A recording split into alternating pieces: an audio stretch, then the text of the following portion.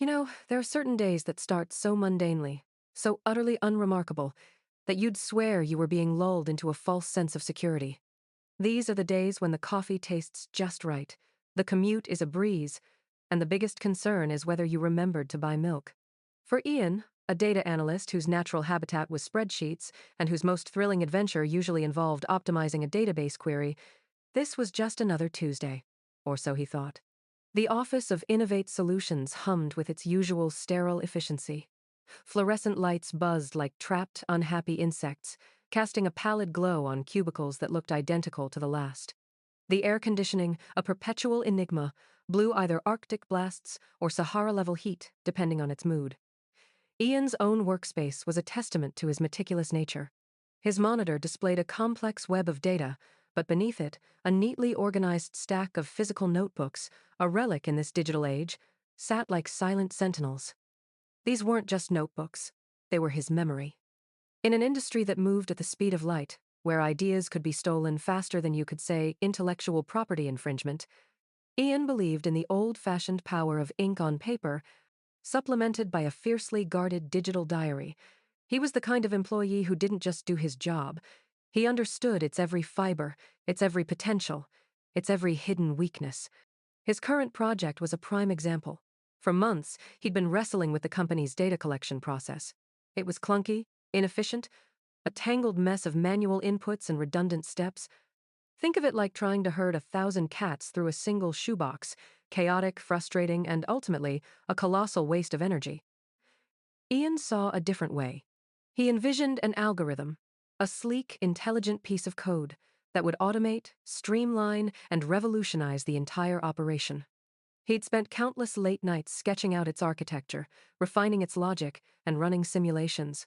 His personal digital diary, a heavily encrypted repository of his work, was overflowing with early drafts, frantic scribbles, email chains debating obscure coding paradigms, and even clandestine recordings of those late-night brainstorming sessions he'd had with himself, just to capture every fleeting thought. And then there was the prototype.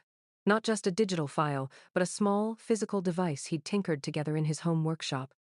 A tangible representation of his breakthrough, running on a Raspberry Pi, its tiny LEDs blinking a silent testament to its functional elegance. He kept it at home, a secret weapon, a tangible reminder of his ownership. Because Ian, bless his analytical heart, had seen enough corporate dramas unfold to know that in the jungle of modern business, talent without documentation was just a whisper in the wind. He believed in the power of paper trails and the irrefutable truth of a timestamp. The catalyst for this particular Tuesday's misery arrived in the form of Victor Altman, the CEO. Victor was a man who specialized in three things: loud pronouncements, expensive suits, and a remarkable ability to delegate anything that required actual effort. He was the kind of executive who could deliver a rousing speech about innovation while simultaneously checking stock prices on his phone. His co-founder, a perpetually smirking woman named Clara, was equally adept at riding Victor's coattails, her primary skill seeming to be nodding enthusiastically at whatever Victor said, regardless of its merit. Today, Victor had summoned Ian to his cavernous corner office. The room was a shrine to corporate excess: minimalist furniture that cost more than Ian's car, abstract art that looked suspiciously like someone had sneezed paint onto a canvas, and a panoramic view of the city that Victor no doubt saw as a personal kingdom. Ian walked in, notebook in hand, ready to present his completed algorithm. He was expecting congratulations, perhaps a commendation, maybe even a modest bonus. What he got was a mic drop, but not the kind he was expecting. "Ian, my man!" Victor boomed, standing to greet him, his handshake surprisingly firm, yet somehow hollow. "We've been looking at the data collection overhaul. Absolutely brilliant work. Truly transformative." Ian blinked, a flicker of confusion crossing his usually placid features. "Thank you, Victor. I'm glad you see the value. I've been working on it for months, and the final prototype is ready for deployment." Victor beamed, a dazzling, insincere smile that didn't quite reach his eyes. Yes, the prototype. Brilliant. And Clara and we've been refining the conceptual framework." He gestured vaguely towards Clara, who offered a tight-lipped smile and a little wave. "Refining the conceptual framework?" Ian repeated slowly, his mind already racing through possible interpretations. Victor, the algorithm itself is the framework. It's the code that makes it all work. I've documented every step, every decision point, every optimization. Exactly, Victor interrupted, cutting him off like a faulty Wi-Fi connection. And that's where we really stepped in. We saw the potential. We understood the market impact. We just needed to package it. Give it that executive polish, you know? He winked. Make it sing. Ian's stomach tightened. This was not the conversation he'd anticipated. Victor, the algorithm is the package. It's my design. My code. Clara chimed in, her voice smooth as silk. Ian, darling, you've done such an amazing job laying the groundwork. We're so impressed with your dedication. It's just that the vision, the strategic direction, that's really where we come in. We've been driving this forward, making sure it aligns with our Q3 objectives. Q3 objectives? Ian felt a cold dread begin to creep in. Victor, I presented the initial design to you 6 months ago. You said it was interesting, and to keep you posted. Victor chuckled, a sound like a small engine sputtering. Well, you kept us posted, and we kept thinking, and eventually it just clicked. The synergy, you see. The executive vision. That's what drives a company forward, Ian. Not just the bits and bytes. He patted Ian's shoulder, a gesture that felt like a slap. So, we've decided to move forward with the new direction. We'll be integrating the Altman-Clara algorithm into our next product launch. It's going to be huge. Ian's mind went into overdrive, analyzing every word, every inflection. Altman-Clara algorithm. Victor, you can't name it that. That's my work, my intellectual property. Victor's smile faltered, replaced by a look of patronizing dismissal. Oh, Ian, don't be so dramatic. It's a team effort. We're all innovators here. But in the grand scheme of things, your contribution was foundational. Like the concrete, essential, but not the skyscraper, you know? Clara leaned forward, her eyes gleaming with a calculated warmth. What Victor means, Ian, is that your technical skills are valuable. Truly. But perhaps your strengths lie more in execution, in the back end, not so much in the leadership and market positioning. We've been having some discussions about cultural fit, and frankly, we feel it might be best for everyone if we part ways. The words hit Ian like a physical blow. Part ways, fired, cultural fit? He repeated, the absurdity of it all washing over him. Because I wanted credit for my own work? Because I don't speak in buzzwords and corporate jargon? Victor threw his hands up in mock exasperation. See? This is what I mean. Passionate, yes, but maybe a little too intense for our collaborative environment. We need team players, Ian. People who can roll with the punches, not throw them. So, my algorithm is your idea, but I'm the one who doesn't roll with the punches? Ian's voice remained unnervingly calm, a stark contrast to the storm brewing within him. He opened his notebook, flipping to a specific page. Victor, Clara, I just want to confirm a few things. The initial concept proposal was submitted on March 15th. The first functional prototype testing logs were recorded on April 22nd. The email detailing the security protocols for data encryption was sent to you both, CC'd to IT, on May 10th. And this? He tapped a page with a detailed diagram. Is the architectural blueprint I presented during our private demo on June 1st. All dated, all logged. Victor waved a dismissive hand. Oh, those. We have versions of those too. We've been iterating on the core concept. Look, Ian, HR will be in touch with your severance package. We're asking for all company property back by end of day. Your laptop, your badge, any documentation. Ian closed his notebook with a soft click. He didn't argue further. He didn't raise his voice. He simply nodded. A slow, deliberate movement that felt like the closing of a vault. Understood. He walked out of Victor's opulent office, the sterile hum of the office seeming to amplify with his departure. He didn't feel anger, not yet. He felt a strange, cold clarity. They thought they'd silenced him, dismissed him as a mere cog in their machine. They had underestimated the meticulous archivist, the quiet coder, the man who built a physical prototype and kept the receipts. They thought they were kicking out a problem. They were actually opening the door to their own downfall. As he collected his personal belongings, the weight of his meticulously kept digital diary and the knowledge of the physical prototype humming softly at home settled in his mind. This wasn't an ending. It was merely the preamble to a very calculated, very personal corporate takedown. And Ian, the quiet analyst, was about to become the author of their most embarrassing chapter. He walked out of Innovate Solutions, not into the blinding glare of defeat, but into the soft, strategic twilight of preparation. The sun, for once, didn't feel like an enemy. It felt like an accomplice, illuminating the path ahead. And in his mind, a single, perfect sentence began to form. Let's see how their cultural fit handles a lawsuit filed on impeccably documented evidence. The game, as they say, was afoot. The sting of dismissal had long since faded, replaced by the cold, sharp clarity of a perfectly executed plan. Ian, the meticulous digital archivist, wasn't one for grand pronouncements or public outbursts. His revenge was a symphony of quiet calculations, a meticulously constructed edifice of evidence designed to crumble Innovate Solutions from the inside out. He'd left their opulent office with nothing but his personal belongings, but he'd also left with their greatest vulnerability, his own genius, meticulously documented and securely safeguarded. Back in the sanctuary of his home workshop, the Raspberry Pi prototype sat on his workbench, its LEDs blinking a silent, steady rhythm. It was more than just a device, it was a tangible anchor, a physical testament to his ownership.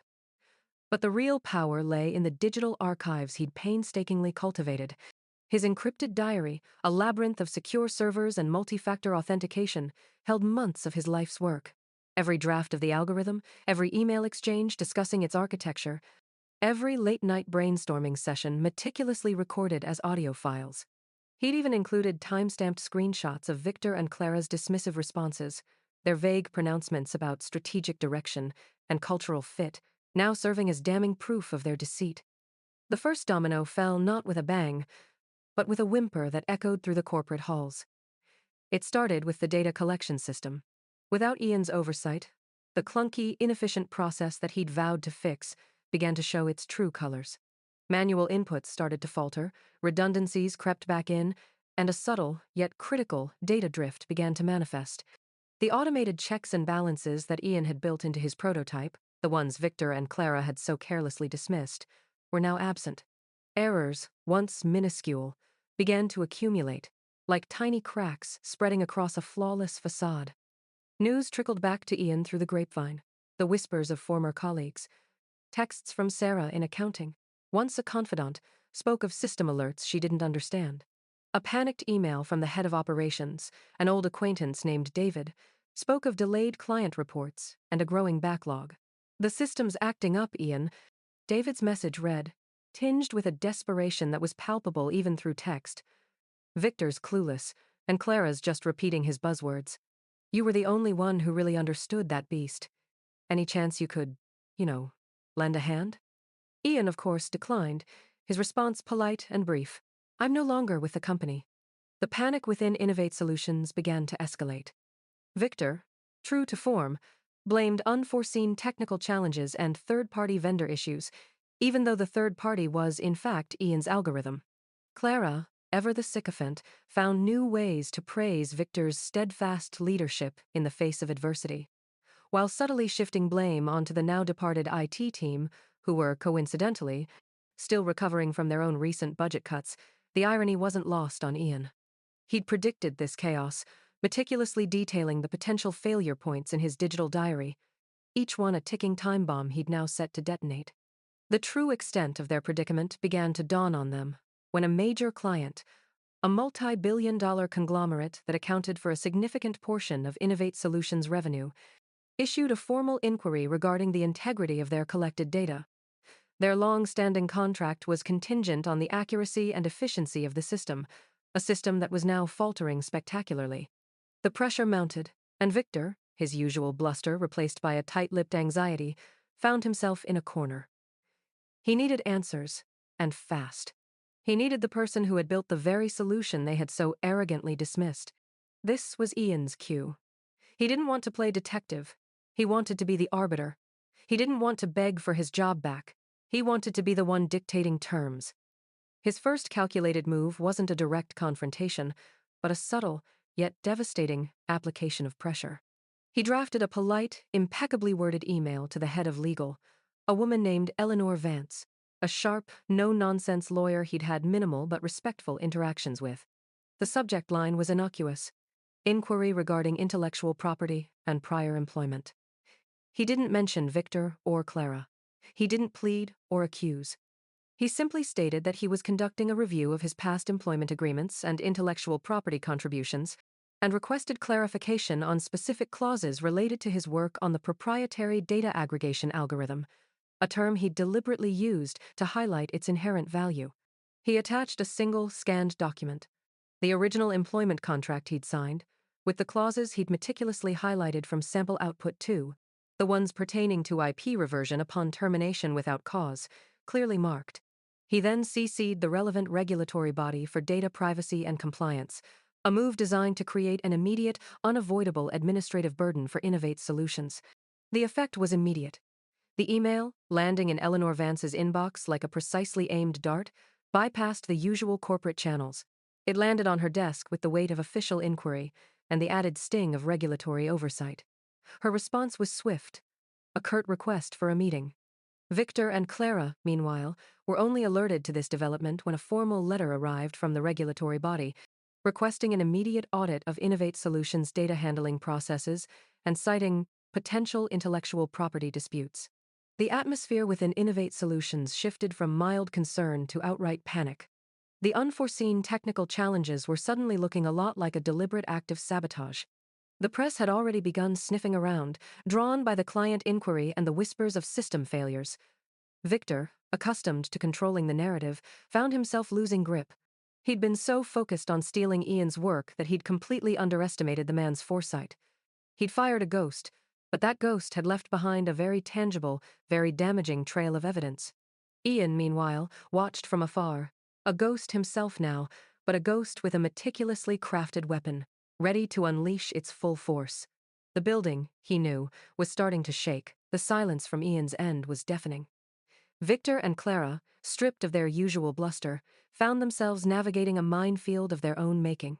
The regulatory body's inquiry was escalating, their data integrity was demonstrably compromised, and the major client was threatening to pull the plug on a contract worth millions. The whispers of their predicament had already reached the industry press, painting a picture of a company in disarray, teetering on the brink of a PR catastrophe. The desperate call came on a Wednesday afternoon, 6 days after Ian had sent his carefully worded email. It was Eleanor Vance, the head of legal. Her tone was no longer curt or dismissive. It was strained, tinged with a weariness that suggested sleepless nights and a gnawing fear of impending doom. "Mr. Davies," she began, her voice carefully neutral, "we received your correspondence regarding your previous employment and intellectual property. Given the current complexities the company is facing, we believe a direct conversation might be mutually beneficial." Ian agreed to a meeting. Not at Innovate Solutions, of course, but at a neutral, sterile conference room in a downtown hotel, a place devoid of corporate ego and sentimental attachment. He arrived precisely on time, carrying only a slim leather briefcase. Victor and Clara sat opposite him, their usual arrogance replaced by a visible tension. Victor's tie was loosened. Clara's perfectly coiffed hair seemed slightly disheveled. Eleanor Vance sat beside them, her expression guarded. "Ian," Victor began, his voice hoarse, "we need to resolve this. The situation is untenable." Ian simply nodded, opening his briefcase. He didn't pull out a thick binder of legal documents or a flashy presentation. He took out a single, small, metallic object, the Raspberry Pi prototype. He placed it on the table between them. "This," Ian said, his voice calm and steady, "is the functional prototype of the algorithm you stole, the one you dismissed as bits and bytes, the one you failed to acknowledge was mine." Victor's eyes widened, a flicker of recognition, then disbelief. Clara shifted uncomfortably. "And this," Ian continued, pulling out a sleek, external hard drive, "contains everything. Every line of code, every architectural diagram, every email chain proving my authorship, every time-stamped log of your dismissive responses. I also have recordings of our initial meetings, Victor, where you explicitly acknowledged this was my project. And Eleanor," He turned to the head of legal. I have the scanned copy of my original contract, specifically Section 4B, detailing the IP reversion clause upon termination without cause. A clause that, as you've no doubt confirmed, is fully enforceable. He paused, letting the weight of his words settle. You fired me as a bad cultural fit. You took my work, rebranded it as your own, and intended to use it to secure your IPO. Now, because of your actions, Innovate Solutions faces potential lawsuits, regulatory fines, and the immediate termination of a major client contract. Your stock is plummeting, and your reputation is in tatters. Victor's face was a mask of panic. What do you want, Ian? Ian leaned back, a faint, almost imperceptible smile playing on his lips. I'm not asking for anything, Victor. I'm presenting options. He gestured towards the prototype. Option A, you rehire me. Immediately. My title will be Chief Innovation Officer. My salary will be double my previous compensation, with a performance bonus equivalent to 15% of this year's projected revenue, contingent on stabilizing the company and retaining our major client. Furthermore, your current positions will be terminated, effective immediately. You will also issue a public apology, acknowledging my sole ownership of the algorithm, and contribute to a fund for ethical AI development. Your severance packages will be contingent on signing strict non-disclosure agreements and agreeing to cease all business activities related to this technology. He paused, his gaze shifting to Clara. As for you, Clara, you'll be responsible for drafting the public apology, ensuring every word is accurate. And you, Victor, will be tasked with personally delivering it. Victor scoffed, a weak, reedy sound. And if we refuse? Ian's smile widened, a predator revealing its teeth. Then we move to option B. I release the full contents of this hard drive, including the detailed architectural blueprints and the algorithm itself, into the public domain. I will also file a comprehensive lawsuit for intellectual property theft and breach of contract, naming you both personally. That regulatory body you're so worried about, they'll have a field day. The client will sue. Your investors will revolt. Innovate Solutions will cease to exist, and your names will become synonymous with corporate malfeasance.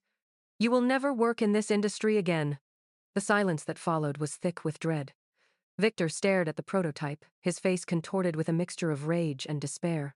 Clara was visibly trembling. Eleanor Vance, the lawyer, finally spoke, her voice devoid of emotion. Mr. Davies's proposals are legally sound, and frankly, given the current evidence, the most advantageous path forward for the company. Victor, defeated, slumped in his chair. We have to take option A. Clara, her voice a choked whisper, added, we have no choice. The immediate aftermath was swift and decisive. Victor and Clara were escorted from the premises. Their public apologies, painstakingly drafted by Clara under Ian's exacting supervision, were released simultaneously. They detailed the theft of Ian's algorithm, the false claims of ownership, and their subsequent dismissal of him. The press had a field day, the narrative shifting from a struggling tech company to a cautionary tale of corporate greed. Ian, now Chief Innovation Officer, immediately set to work. He not only salvaged the data collection system, but revolutionized it, stabilizing client relationships and securing the company's future. The bonus he received was substantial, a testament to his value and a stark reminder to everyone at Innovate Solutions of the price of betrayal. The company, humbled and chastened, began to rebuild under its rightful leader. As for Victor and Clara, their careers were over. Their names were mud in the tech world, their reputations irrevocably tarnished. They were forced to disappear, a stark reminder that sometimes the quietest revenge is the most devastating. Ian, standing at his workshop bench, looking at the now redundant prototype, felt a sense of quiet satisfaction. It wasn't about malice, it was about restoration.